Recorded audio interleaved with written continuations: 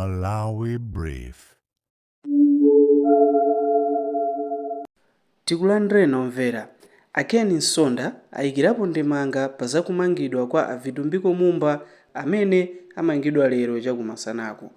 Zambiri mu audio yawoyi. Ayi ndizoona ngati Chipani titakusimikiza kuti amene anali running mate wa Chipani chathu cha Malawi Congress Party nthawi ya zisankho zangopita za September 16, 2025 engineer Vitumbiko Mumba awamanga ndipo ali ku polisi ya ku area 18 kulingazi.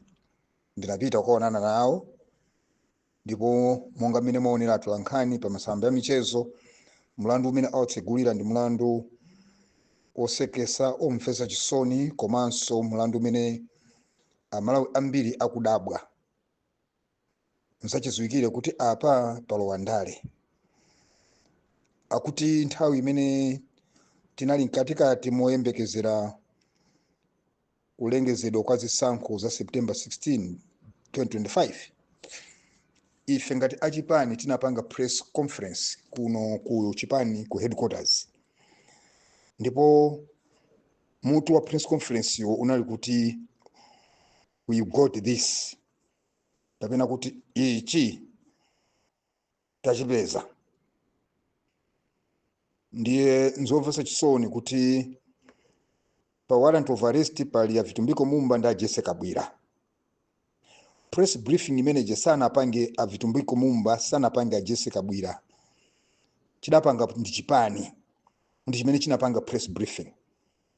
Ndengati a DPP akuona kuti munali mau ena amene sana yankhulidwe bwino atenge nick members tonse a Chipani cha Malawi Congress Party, atenge ma supporters athu onse, ma members athu onse a Malawi Congress Party.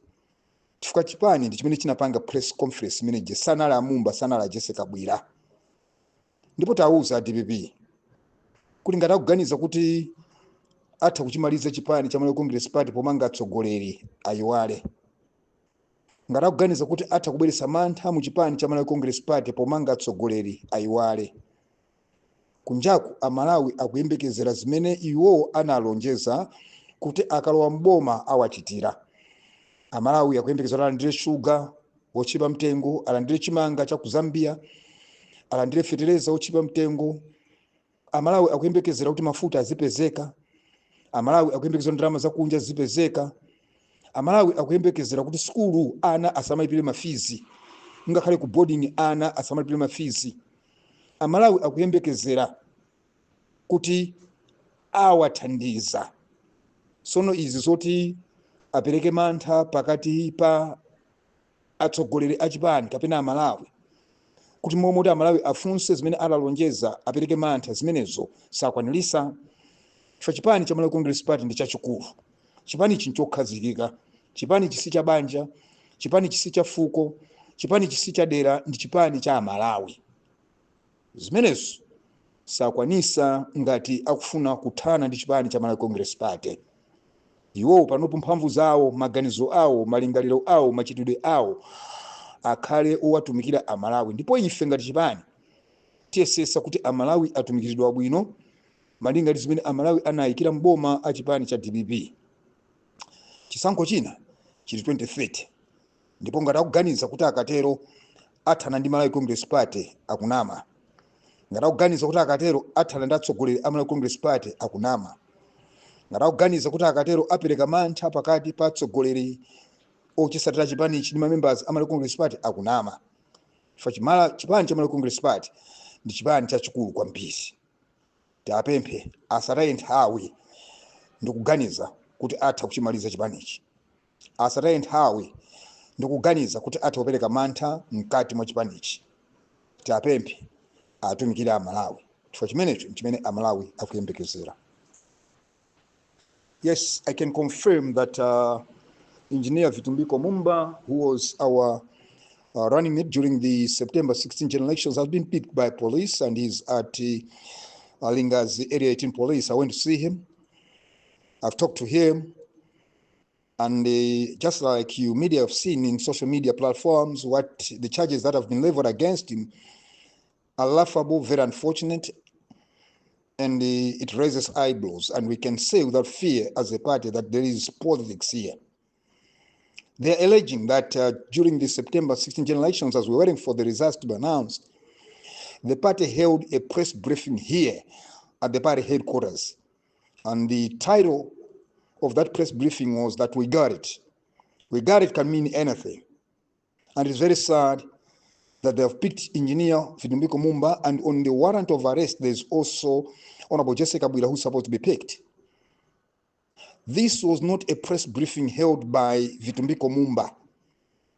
It wasn't a press briefing organized by Jessica Bwira. It was a press briefing that the party, Malawi Congress Party, organized. And if the DPP administration feels there were some other things there said which warrants to be arrested, they should pick all NEC members. They should pick all MCP members. Because it is the party that sanctioned that press briefing. It wasn't Mumba's press briefing. It wasn't Jessica Bwira's press briefing. We would like to remind the DPP administration that they were voted into power to save Malawians. And Malawians are waiting for free fertilizer. They're waiting for free maize from Zambia. Malawians are waiting for free education. Malawians are waiting for the availability of fuel.